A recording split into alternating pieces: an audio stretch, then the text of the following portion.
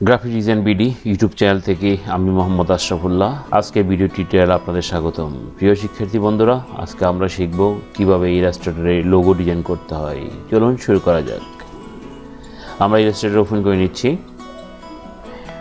Illustrator open করার পর আমি একটি নতুন পেজ নেব বা ক্যানভাস নেব। ফাইল, নিউ, ওকে।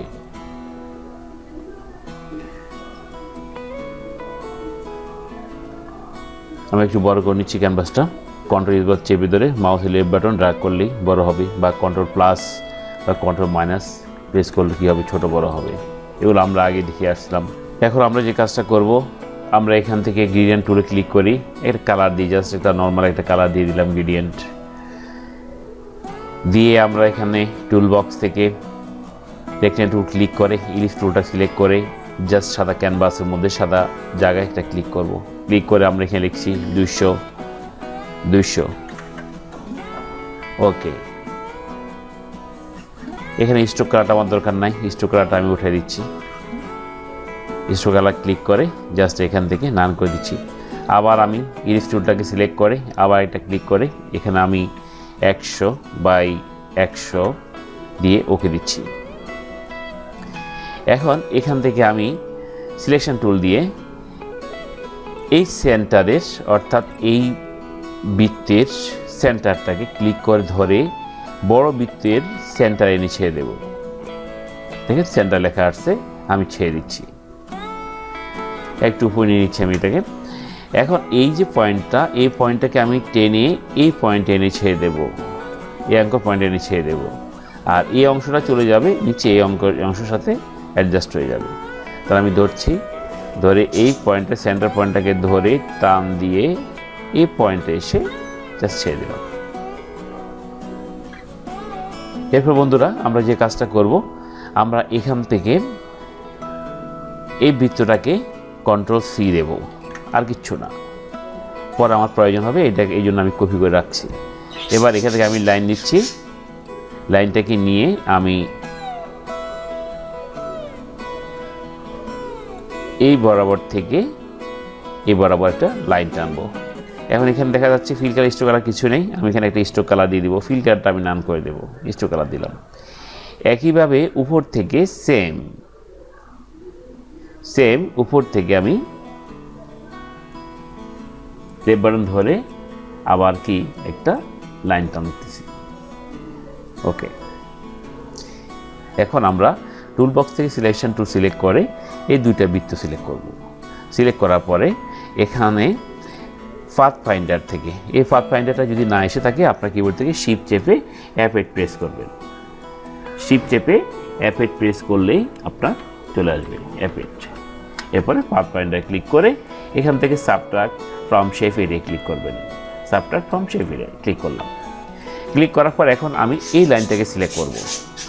এই যে লাইনটা, হরিজন্টাল যে লাইনটা এঁকেছিলাম সেটাকে সিলেক্ট করব। সিলেক্ট করার পর আমি যাব অবজেক্টে, অবজেক্টে যাওয়ার পরে পাতে যাব। পাতে যাওয়ার পর এখান থেকে ডিভাইড অবজেক্ট বিলো ক্লিক করব। একইভাবে এই লাইনটাকে সিলেক্ট করব। সিলেক্ট করার পর আবার যাব অবজেক্টে, অবজেক্টে গিয়ে পাতে যাব। পাতে যাওয়ার পরে আবার ডিভাইডেড অবজেক্ট বিলো ক্লিক করব। এরপর আমরা যে কাজটা করব, এই লাইন দুইটাকে, এই লাইনগুলোকে আমরা ডিলিট করে দেব। জাস্ট সিলেকশন টুল দিয়ে সিলেক্ট করে ডিলিট দিলাম, এটাকে ডিলিট দিলাম, এটাকেও ডিলিট দিলাম। এখন এখানে যে বৃত্তটা আমরা কপি করে রেখেছিলাম সেটাকে আমরা কন্ট্রোল F দিয়ে ফ্রন্ট পেস্ট করে ফেলবো, অর্থাৎ নিয়ে আসবো। এবার আবার এই সিলেকশন টুল দিয়ে এটাকে সিলেক্ট করব, বৃত্তটা বাদ দিয়ে এটাকে সিলেক্ট করব। এটা সিলেক্ট করার পর আমরা যে কাজটা করব, এখান থেকে ডিলিট অ্যাঙ্কর পয়েন্ট, অর্থাৎ এখানে মাইনাস চিহ্নিত যে অ্যাঙ্কর পয়েন্টটা আছে সেটাকে ক্লিক করব। ডিলিট অ্যাঙ্কর পয়েন্ট ক্লিক করার পরে এখন এই পয়েন্টটাতে জাস্ট ক্লিক করব। এখন টুল বক্স থেকে ডিরেক্ট সিলেকশন টুলটাকে সিলেক্ট করব। ডিরেক্ট টুলটাকে সিলেক্ট করে এই পয়েন্ট ধরে আমরা ড্র্যাগ করে এটাকে একটা শেপ করব।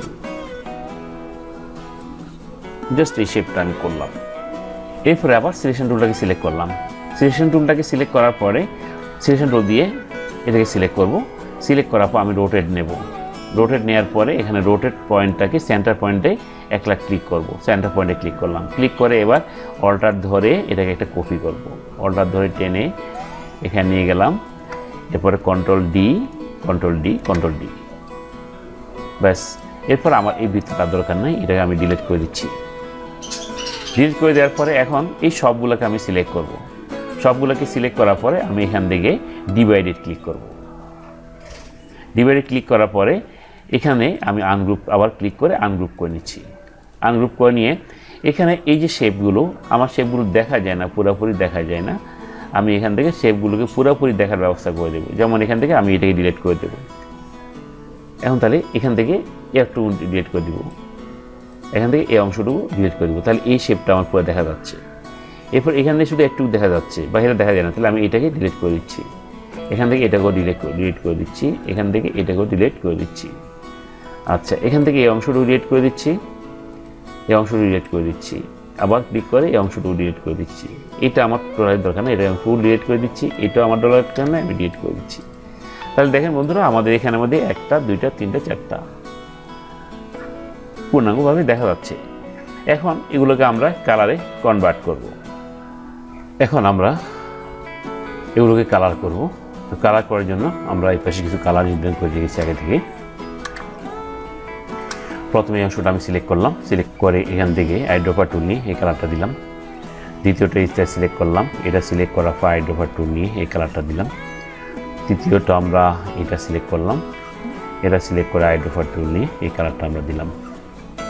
এরপর আমি উপর থেকে এটা সিলেক্ট করলাম, সিলেক্ট করে আবার আইড্রপার টুল দিলাম। আইড্রপার টুল নিয়ে আমি এখান থেকে এই কালারটা সিলেক্ট করি, আবার এটাকে সিলেক্ট করে আবার তারপরে কালারটাকে আমি সিলেক্ট করি, আবার এটাকে সিলেক্ট করে আমি আইড্রপার টুল দিয়ে এই কালারটা ক্লিক করি। একইভাবে উপর থেকে এটা ক্লিক করে আইড্রপার টুল দিয়ে এটাকে ক্লিক করি, আবার এটাকে সিলেক্ট করে আইড্রপার টুল দিয়ে এটা ক্লিক করি, আবার এই কম্বোতে ক্লিক করে আইড্রপার টুল দিয়ে এই কালারটা ক্লিক করি। এরপরে এটাকে ক্লিক করে আইড্রপার টুল দিয়ে এখানে এই কালারটা নিয়ে নিচ্ছি। আবার আমি টুল দিয়ে এটাকে সিলেক্ট করে আইড্রপার টুল দিয়ে এই কালারটা ক্লিক করছি। এখানে এই কালারটা আমি একটু চেঞ্জ করব। কালারটা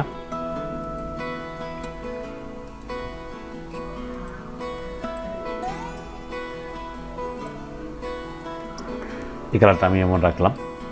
এই কালারগুলো আপনাদের ইচ্ছা মতো কালারগুলো দিতে পারেন। এখন আমরা যে কাজটা করব, এখানে কিছু পরিত্যক্ত অংশ আছে, এগুলোকে আমি একটু বড় করে জুম করে আমি ডিলিট করে দেব। যেমন এটা আমার দরকার নেই, এখান থেকে এটা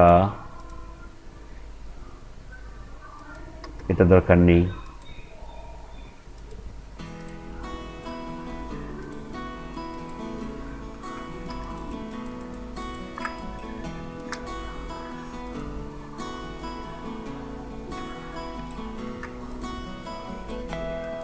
এটা দরকার নেই, ডিলিট করে দিলাম। এটা দরকার নেই।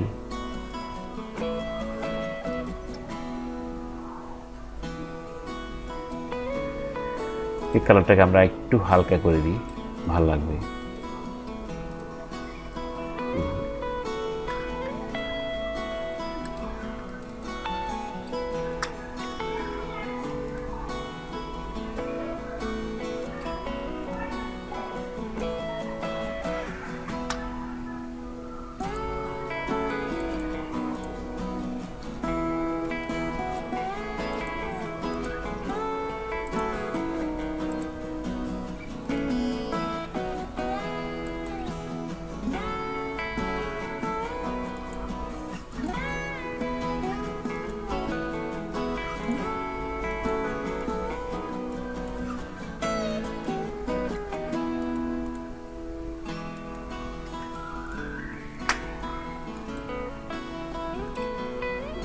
জুম করে করলে কাজটা তাড়াতাড়ি করা যায়।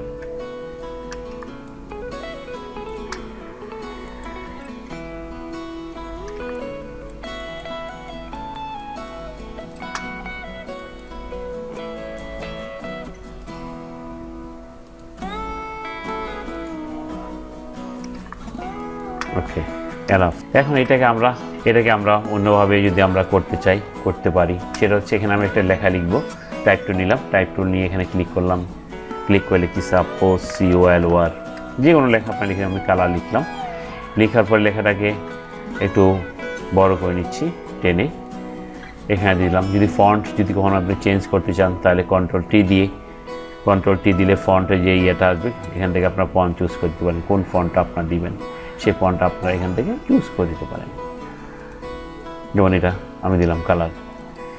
এখন কথা হচ্ছে এখানের মধ্যে যে কাজটা আমরা করব, এই লেখাটাকে কন্ট্রোল 3 দিয়ে আমি লেখাটাকে হাইড করে নিচ্ছি। এই পুরোটাকে আমি সিলেক্ট করতেছি, পুরোটাকে সিলেক্ট করার পরে কন্ট্রোল G দিয়ে গ্রুপ করে নিচ্ছি। গ্রুপ করে নিয়ে আমি এখান থেকে ইফেক্টে যাব, ইফেক্টে গিয়ে স্টাইলাইজে যাব, ড্রপ শ্যাডোতে যাব। ড্রপ শ্যাডোতে গিয়ে আমি একটা ড্রপ শ্যাডো দেবো, যেমন প্রিভিউ ক্লিক করে দেখি কেমন লাগছে। এখন এখান থেকে যদি আমি এগুলোকে কমাতে চাই কমাতে পারি, এখান থেকে যদি এটা অপাসিটিটাকে যদি বাড়াতে চাই বাড়াতে পারি।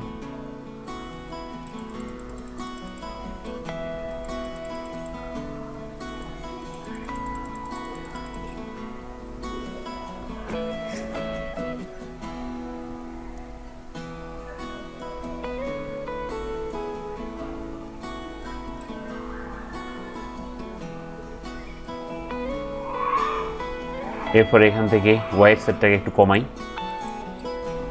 এক্স অপশনটাকে একটু বাড়াই, এরপর এটাও একটু বাড়াই। ওকে, এখানে ব্লুয়ারটাকে একটু কমাই দিই আমি,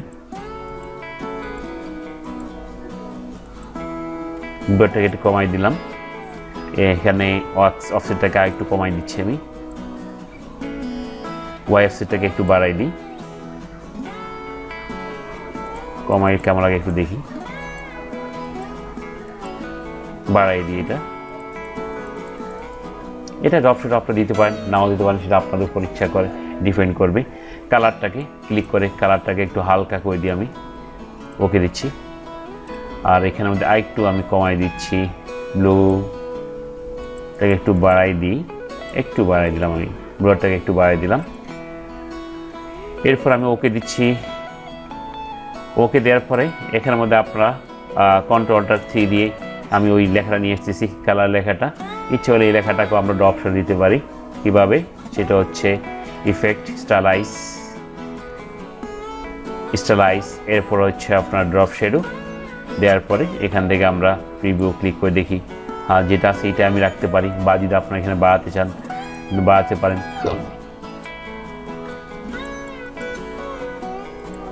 তবে এভাবে বেটার। ওকে দিচ্ছি আমি। এরপর আমি একটু ছোট কন্ট্রোল অল্টার স্কোয়ার ধরে ক্লিক করছি, একটু ছোট করে নিচ্ছি। এইভাবে আমরা রাখতে পারি। অথবা আমরা এখানে আরেকটা কাজ করতে পারি, এখান থেকে আমরা ইলিপস টুলটা নিলাম, ইলিপস টুলটাকে নিয়ে এখানে একটা বৃত্ত আঁকি।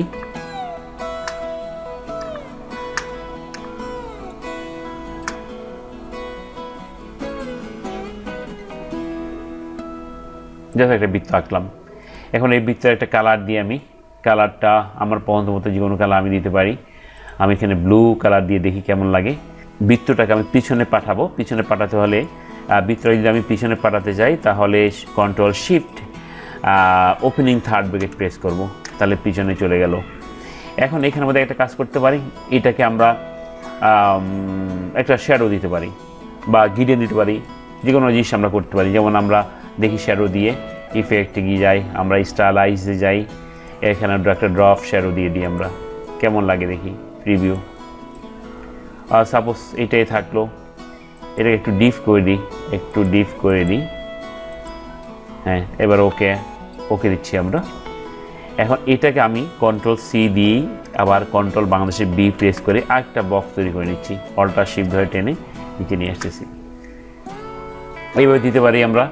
অথবা এখানে ক্লিক করে এটা গ্রেডিয়েন্টটাকে আমরা চেঞ্জ করে দিতে পারি। আমরা গ্রেডিয়েন্ট টুলে যাই, গ্রেডিয়েন্ট টুলে ক্লিক করার পরে এখান থেকে আমরা কম্বোতে ক্লিক করে সিএমআইকে সিলেক্ট করি। এই বক্সে একটা গ্রেডিয়েন্ট কালার দিয়ে আমরা, এবার এখানের মধ্যে আরেকটা গ্রেডিয়েন্ট, এখানে কম্বোতে ক্লিক করে সিএমআইকে করে নিই, করে নেওয়ার পর আরেকটা গ্রেডিয়েন্ট, হালকা কালার একটা গ্রেডিয়েন্ট দিই আমরা।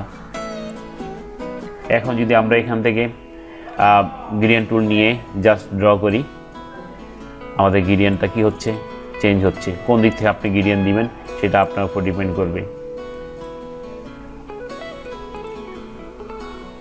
এভাবে আমি রাখলাম, বা আপনি গ্রেডিয়েন্টটা অন্যভাবে ঘুরে দেন। একইভাবে ভিতরে যে বৃত্তটা আছে সেটা আপনি চলে গ্রেডিয়েন্ট আপনি চেঞ্জ করতে পারেন।